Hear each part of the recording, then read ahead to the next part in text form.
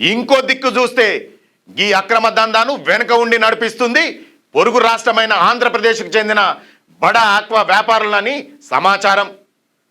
వాళ్లకు మన సైడు పెద్ద తలకాయలు సాయం చేస్తున్నాయని చెప్పుకుంటాండ్రు.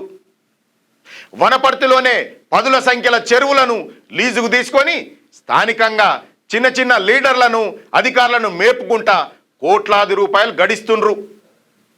మామూలు చేపలు మార్కెట్లో కిలో 150 రూపాయల వరకు పలుకుతుంటే ఈ క్యాట్ ఫిష్లను హోల్సేల్గా కిలో 100 రూపాయలకే అమ్ముకుంటాండ్రు. గీడ సీక్రెట్గా పెంచిన చేపలను విజయవాడ, విశాఖపట్నం, రాయలసీమ జిల్లాలతో పాటుగా బెంగళూరు మహానగరానికి భారీ కంటైనర్ల ద్వారా రాత్రికి రాత్రే పంపిస్తుర్రట.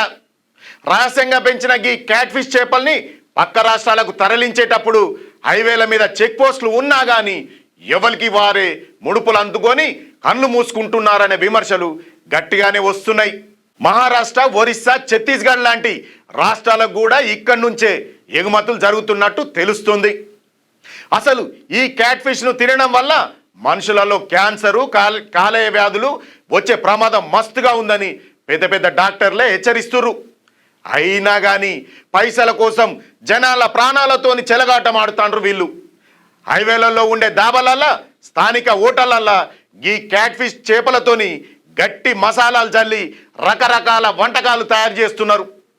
దారిన పోయే కార్లు, బస్సుల జనానికి అవి కొరమేను చేపల కూరలని అబద్ధాలు చెప్తుర్రట. అయితే కొరమీను, క్యాట్ ఫిష్ చేపలల్లా ఒకటే ముళ్ళు ఉండడంతో జనం కూడా వాటిని గుర్తించలేకపోతుర్రు. అవే కొరమేను కూరలే అనుకుంటా తినేస్తాండ్రు. దీంతో రోగాల బారిన పడి ఆసుపత్రుల చుట్టూ తిరుగుతురు జనం. ఇక ఈ క్యాట్ ఫిష్ పెంపకం వల్ల వచ్చే అనార్థాలు గిట్లుంటే ఇంకో దిక్కు మన తెలంగాణ చేపల వ్యాపారాన్ని మొత్తానికే బదనాం చేసే కుట్ర కూడా దాగి ఉందని అంటుర్రు తెలంగాణ చేపల బిజినెస్ చేసేటోళ్ళు. మన దగ్గర దొరికే మంచినీటి చేపలకు బయట రాష్ట్రాలలో మంచి పేరుంది. కానీ ఇలాంటి అక్రమ వ్యాపారాల కారణంగా తెలంగాణ వాళ్ళు క్యాట్ ఫిష్ చేపలను సప్లై చేస్తురని ప్రచారం కూడా చేస్తురట. దీంతో మనకు 2 రకాల ప్రమాదాలు ఉంటాయి. ఒకటి ఆరోగ్యం పాడు చేస్తే, ఇంకోటి మన చేపల వ్యాపారం బదనమవుతుంది. నిజానికి ఈ చేపలకు ఆహారంగా వాడే కోళ్ళ వ్యర్థాల వల్ల చెరువు పరిసర ప్రాంతాలే కాకుండా భూగర్భ జలాలు పూర్తిగా విషతుల్యమైపోతున్నాయని రైతులు కూడా మొత్తుకుంటుర్రు. చెరువుల గట్లపైన పడేసిన వ్యర్థాలు ఎత్తుకపోయే పక్షులు, కుక్కలు ఊర్లలో తీసుకొచ్చి ఇండ్లపైన, చెరువు బాయిలల్లో పడేస్తుంటాయి. దీంతో ఊర్లలో కొత్త కొత్త వ్యాధులు ప్రబలే అవకాశాలు మస్తుగున్నాయి. ఇప్పటి వరకైతే ఇవన్నీ చిన్న చిన్న విషయాలుగానే అధికారులు కొట్టిపారేస్తున్నా లోపల మాత్రం పెద్ద ప్రమాదమే పొంచుందంటున్నారు డాక్టర్లు. ఒకవేళ ఈ గలీజ్ దంద మీద సర్కార్ గట్టిగా ఫోకస్ పెట్టకపోతే రాబోయే రోజులల్లా పాలమూరు ప్రాంతంలో ప్రజా ఆరోగ్యం పూర్తిగా దెబ్బతినే అవకాశం ఉందంటున్నారు జనాలు. ఎక్కడో ఆంధ్రాలో ఉండేటోళ్ళు స్వార్థం కోసం, వాళ్ళ జేబులు నింపడం కోసం తెలంగాణ పర్యావరణాన్ని, ఇక్కడి చేపల వ్యాపారాలు నష్టపోయే కర్మ తెలంగాణలకు దేనికని సామాన్య జనం అడుగుతాండ్రు. వాళ్ళు ఆశ చూపించే పైసల కోసం ఈ చేపల చెరువుల్ని ఇక్కడోళ్ళే మెయింటైన్ చేస్తుర్రట. అయితే ఈ విషయం లోపల అందరికీ తెలిసినా అధికారులు మాత్రం గమ్మున ఉంటుర్రని ఇక్కడ రైతులు ఆవేదనతోని చెబుతుండ్రు.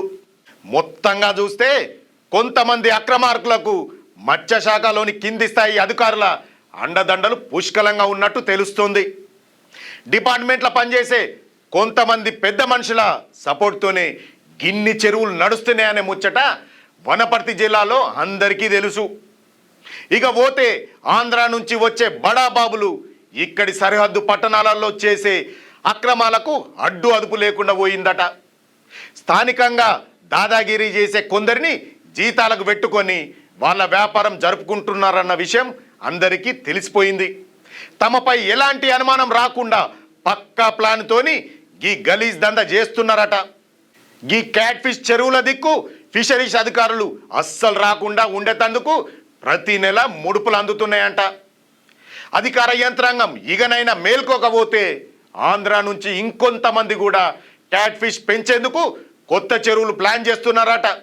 అందుకే వీటిని ఆపనీకి ప్రత్యేక టాస్క్ ఫోర్సును రంగంలో దించాలి. రాష్ట్ర సరిహద్దులల్లా ఈ చేపల లారీలను కంటైనర్లను ఆపేలాగా చర్యలు తీసుకోవాలి. లేదంటే ఈ ప్రమాదకరమైన చేపలు వివిధ రాష్ట్రాలకు తరలిపోతాయని అంటుర్రు జనం. పర్యావరణానికి చేడు చేసే ఈ అక్రమ చెరువులను శాశ్వతంగా మూసేయాలని స్థానిక జనం, రైతులు గట్టిగా డిమాండ్ చేస్తుర్రు.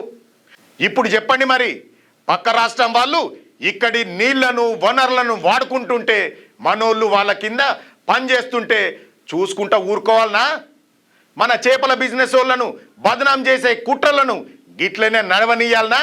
వెంటనే ఉన్నతాధికారులు స్పందించి ఈ అక్రమ లాభాల దందకు బ్రేక్ వేయకపోతే ఆఫీసులను ముట్టడిస్తామని జనం వార్నింగ్ ఇస్తున్నారు. మరి ఇప్పటికైనా ప్రభుత్వం ఈ దందా మీద చర్యలు తీసుకుంటుందా అన్నది చూడాలంటున్నారు అక్కడి జనం. చూశారు కదా, ఈ యొక్క గలీజ్ దందా పైన మీ యొక్క విలువైన అభిప్రాయాన్ని కామెంట్ రూపంలో తెలియజేయండి. క్యూన్యూస్ లో వీడియో ఎడిటర్లు కావాలను మీడియా రంగంలో మీ టాలెంట్ కు ఇది సరైన వేదిక. 3 నుండి 4 సంవత్సరాల ఎక్స్పీరియన్స్ ఉండి Photoshop, Premiere Pro, After Effects లో నైపుణ్యం ఉన్నవారు కావాలను. ఫ్రెషర్స్ కూడా అవకాశాలున్నాయి. ఆసక్తి ఉన్నవారు వెంటనే సంప్రదించండి. 8143001981.